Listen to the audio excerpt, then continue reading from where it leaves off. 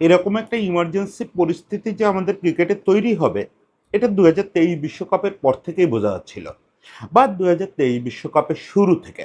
এই আজকে যিনি বোর্ড প্রেসিডেন্ট তামিম ইকবালের 2023 বিশ্বকাপে না যাওয়া নিয়ে যে ঘটনাবলী ঘটলো, রাষ্ট্রের অংশগ্রহণ থেকে শুরু করে ওই সময়ের বোর্ড প্রেসিডেন্টের আজে বাজে কথা, তামিমেরও অযৌক্তিক আচরণ, সব মিলায় ওখান থেকে যা যা ঘটছে, এবং এর পরে ধারাবাহিকভাবে আমাদের ক্রিকেটে যত অক্রিকেটীয় ব্যাপার ঘটছে, তার ফল এরকম একটা ইমার্জেন্সি পরিস্থিতিতে পৌঁছাবে, এটা বুঝতে বিজ্ঞানী হতে হয় না, রকেট সায়েন্টিস্ট হতে হয় না। সবাই আমরা বুঝতেছিলাম যে ক্রিকেট একটা ভয়াবহ গাড্ডায় পড়তে যাচ্ছে, মানে একদম খাদের কিনারে দাঁড়ানো আছে। আমার মনে আছে ফারুক ভাই যখন বোর্ড প্রেসিডেন্ট, তখন আমি একটা কন্টেন্টে বলছিলাম যে ফারুক ভাই, দিস ইজ হাই টাইম, এখনো যদি আপনি বাসটাকে ঠেলে উঠাতে না পারেন, এই খাদে পড়লে আর টেনে তোলা খুব কঠিন। সালাউদ্দিন ভাইয়ের কাছে জিজ্ঞেস করতে পারেন ফুটবলের, যে একবার যদি বাস খাদে পড়ে যায়, ওখান থেকে তুলতে হামজাও যথেষ্ট হয় না। সেটা উদ্ধারকারী জাহাজ হামজা বলেন, আর আমাদের Hamza footballer, great footballer Hamza বলেন, যথেষ্ট হয় না। এই খাদে ক্রিকেট পড়লো শেষ পর্যন্ত। এখন আপনি একটা জিনিস দেখবেন, ক্রিকেট বিষয়ক যে কোনো পোস্ট, যে কোনো কিছু আপনি সোশ্যাল মিডিয়ায় পোস্ট করলে সেখানে সংখ্যাগরিষ্ঠ রিয়াকশন থাকে হা হা। সেটা আপনি যত সিরিয়াস কন্টেন্ট করেন না কেন, যত সিরিয়াস কথা বলেন না কেন, খুবই ফিলোসফিক্যাল অ্যাসপেক্টে ক্রিকেট নিয়ে একটা কথা বলবেন, বা খুবই বস্তু নিরপেক্ষ, ব্যক্তি নিরপেক্ষ কথা বলবেন, সেখানেও কতগুলো হা হা। হ্যাঁ, আমি বুঝি যে এখানে ওই মিথুনের ভাষায় কিছু বট আছে। কিন্তু এটা সব বট না। মানুষ আসলে ত্যক্ত, বিরক্ত, হতাশ, একেবারে ছেড়ে দে। এ এ এ আর হবে না। এই যে অবস্থায় আমরা গিয়ে ঠেকলাম, এখান থেকে তো উদ্ধার করতে হবে। তা না হলে আপনারা না খেয়ে মরবেন, আমরা না খেয়ে মরব। দেশ থেকে একটা স্পোর্টস বিলুপ্তির পথে চলে যাবে। এবং এর পেছনে একটু পরিকল্পিত পদক্ষেপও আছে। গত কয়েক মাসে এটা নিয়ে একটা পরিকল্পনাও হয়েছে যে ক্রিকেটকে মানুষের মন থেকে সরায় দেওয়া হোক। সে চেষ্টাও হয়েছে। সে আলোচনায় না যাই। আমি বলি যে গাড্ডাটায় আমরা পড়ছি, এই গাড্ডা থেকে উঠতে আমাদের কি করতে হবে? আমি অন্তত ৩ টা কাজ বলবো, এটা একদম তামিমের কাছে হাত জোড় করে রিকোয়েস্ট করব। ইমিডিয়েটলি এই ৩ টা কাজ করতে হবে। ইমিডিয়েটলি। ইমিডিয়েট ইফেক্টে এই ৩ টা কাজ করে যেকোনো মূল্যে আমাদের ক্রিকেটকে ক্রিকেটে আনতে হবে আগে।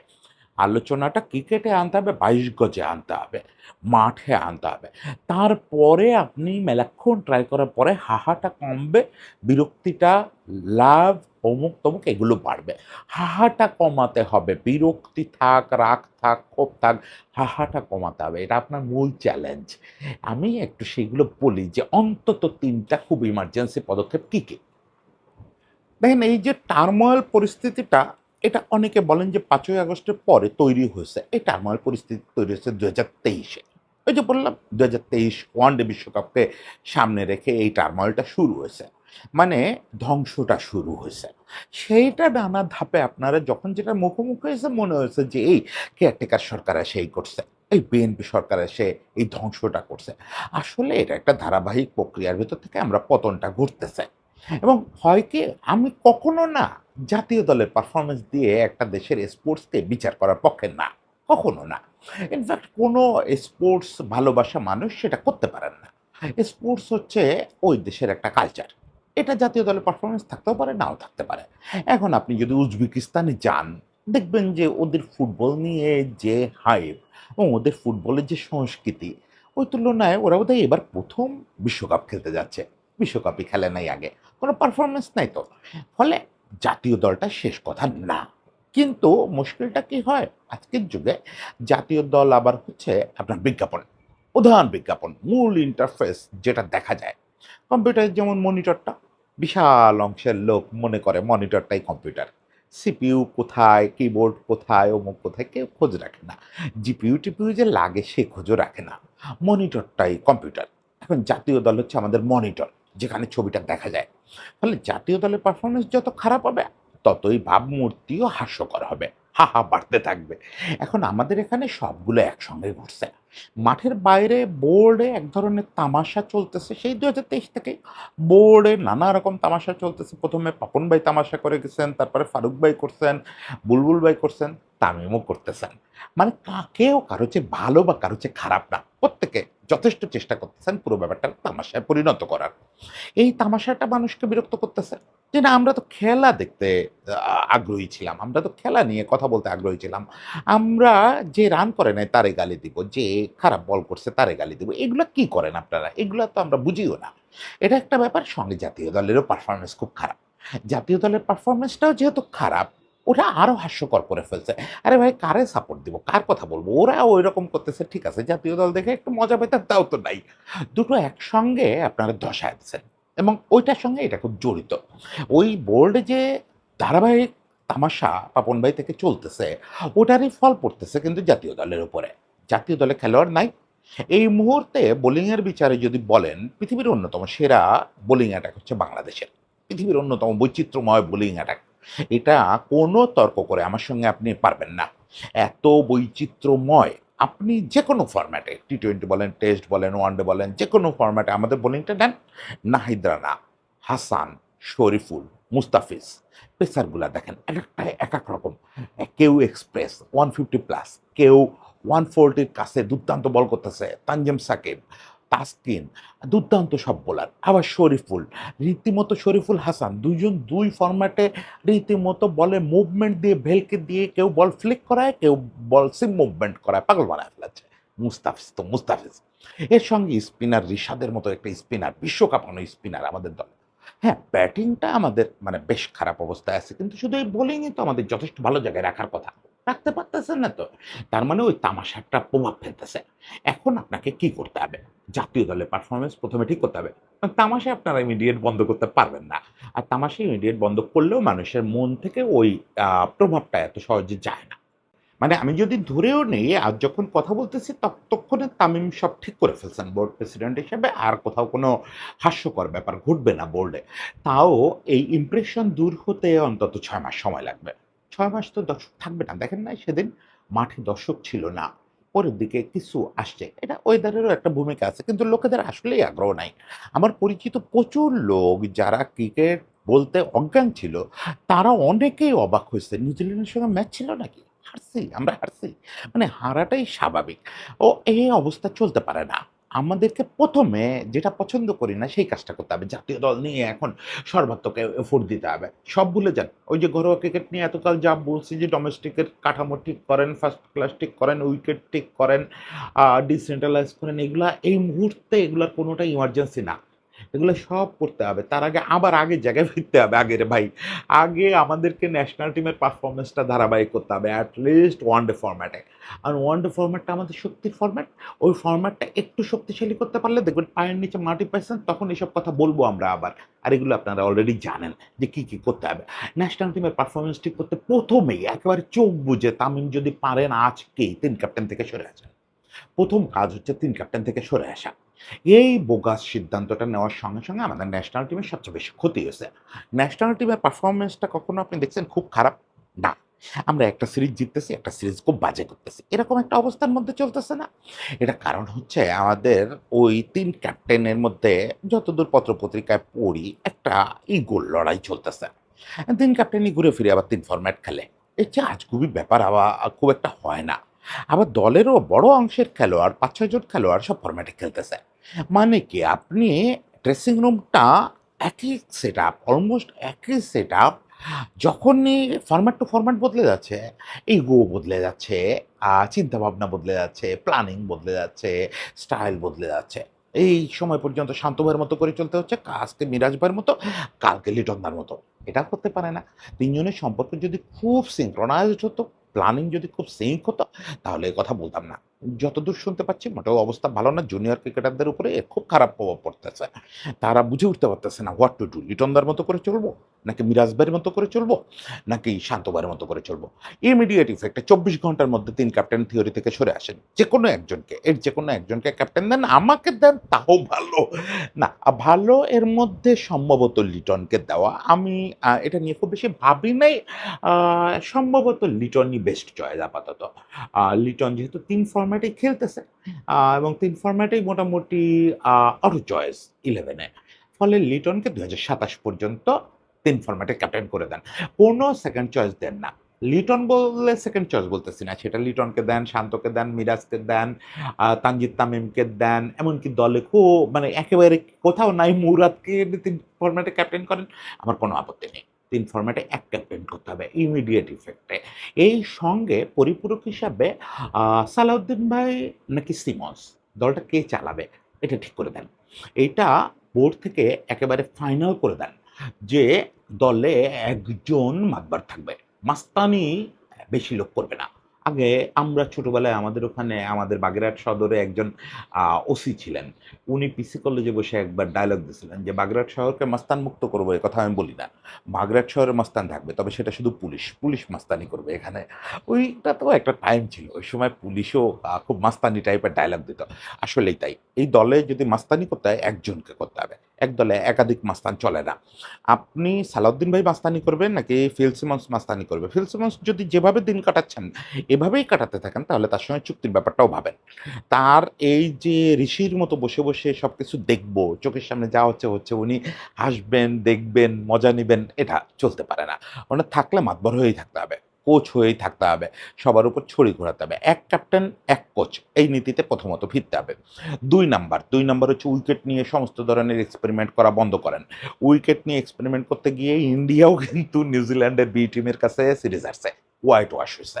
উইকেট নিয়ে এক্সপেরিমেন্ট করার টাইম নাই। আমরা আর কখনোই স্লো এবং লো বাউন্সের উইকেটে ফিরতে পারব না। আমাদের ওই স্ট্রেংথ নাই। মানে ওই উইকেটে খেলতে গেলে যে পরিমাণে সিঙ্গেল বের করার ক্ষমতা লাগে, আমি পজিটিভলি বলতেছি। দেখেন তামিম, মানে যদি কোনো কারণে আপনি এই কনটেন্ট শুনে থাকেন, আমি আপনাদের প্রশংসা করেই বলতেছি। নিন্দা করে বলতেছি না। তামিম সাকিব এই টিমে নাই। যারা প্রচুর সুইপ করে বা প্রচুর ওই স্কোয়ার অফ দ্য উইকেট বল পাঠায় দিয়ে সিঙ্গেল বের করে উইকেট সচল রাখবে। তামিম সেটা পারতেন না, কিন্তু তামিমের ওই টিমে অনেকে ছিল এবং ওরকম বোলারও আমাদের নাই। এখন আমাদের এক্সপ্রেস বোলার, এখন আমাদের জেনুইন মুভমেন্টের বোলার, এখন আমাদের লেগ স্পিনার, এখন আমাদের তানজিদ তামিম, সৌম্য সরকার, লিটনের মতো সব ব্যাটসম্যান যারা রাইজিং বলে ভালো খেলে, ফেয়ার উইকেটে ভালো খেলে। এখানে আপনি যদি ব্যাকফুটে যান, পুরনো উইকেট বানানোর চেষ্টা করেন, আমাদের টিমই সবচেয়ে বেশি বিপদে পড়বে। নিউজিল্যান্ডের মতো টিম ওরা যখন সাবকন্টিনেন্টে আসে, ওরা কোমর বেন্ড করে দিনের পর দিন খেলা অভ্যাস করে আসে। ওরা সিঙ্গেল বের করতে পারে এই উইকেটে। এই উইকেটে ওরা আমাদের চেয়ে ভালো করবে। শুধু নিউজিল্যান্ড না, যেকোনো টিম এখন এই উইকেটে আমাদের চেয়ে ভালো করবে। কারণ আমরা একটা ট্রান্সফরমেশন হয়ে গেছে। কিছু করার নাই। এই টিমে আফিফ ছাড়া শান্ত ছাড়া কেউ এই স্লো উইকেটে খেলার যোগ্যতা নাই।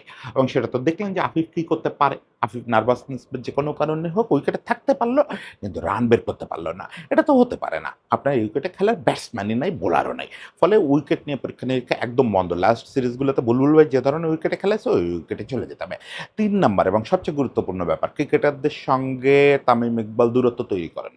এইটা Ernst request, Ernst request Tamim. Last New Zealand যখন বাংলাদেশে আসছে তখন আপনি ওই টিমের মেম্বার ছিলেন। আবার নিউজিল্যান্ড যখন ঘুরে বাংলাদেশে আসছে তখন আপনি বোর্ড প্রেসিডেন্ট। নিজেকে বোর্ড প্রেসিডেন্টের দূরত্বে নেন। দেখেন আমরা পাপন ভাইদের নিন্দা করি। পাপন ভাই, লবি ভাই, কামাল ভাই, এরা জায়ান্ট ফিগার ছিল। এদের এই জিনিসগুলো পৃথিবী তো শ্রেণী বৈষম্যপূর্ণ একটা পৃথিবী। এখানে সুপিরিয়র, ইনফেরিয়র আছে। এই জিনিসগুলারে এত বেশি মাখায় ফেলেন না। পাপন ভাইয়ের রুমে কি আপনারা ক্রিকেটাররা চাইলেই ঢুকতে পারছেন? পাপন ভাইয়ের প্রতিটা বিষয়ে ক্রিকেটাররা এনগেজ হয়েছে? সুযোগ ছিল না, সাহসই ছিল না। লবি ভাইয়ের সামনে গিয়ে আপনাদের সময় আপনি তো লবি ভাইয়ের সময়ও খেলছেন। লবি ভাইয়ের সামনে গিয়ে দাঁড়ানোর সাহস পেতেন সহজে? কামাল ভাইয়ের সামনে? কামাল ভাইয়ের টিমে আপনি খেলছেন। ফলে এইগুলা করেন না। আমি একটু ইঙ্গিতপূর্ণভাবে বলি, সবকিছুতে ক্রিকেটারদের ইনভলভ করেন না। এই প্রতিটা ব্যাপারে ন্যাশনাল টিমের ক্রিকেটারদের ইনভলভ করা, ন্যাশনাল টিমের ক্রিকেটারদের সঙ্গে খুব ইজি অ্যাক্সেস হয়ে যাওয়া, ন্যাশনাল ইস্যুগুলোতে, বোর্ডের ইস্যুগুলোতে ক্রিকেটারদেরকে বারবার ইনভলভ করা, এগুলাতে ওরা খুব ডিস্ট্রাক্ট হচ্ছে, খুব ডিস্ট্রাক্ট হচ্ছে।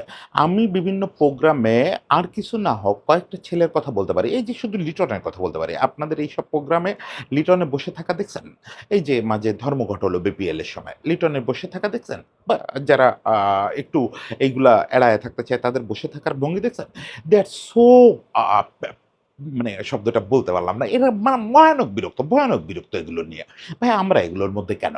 এইগুলোর মধ্যে এরা যেতে চায় না। এরা ক্রিকেট নিয়ে থাকতে চায়, এরা নেটে থাকতে চায়, এরা কোচের সঙ্গে থাকতে চায়, এরা ক্রিকেট নিয়ে ভাবতে চায়, ক্রিকেট নিয়ে আড্ডা দিতে চায়।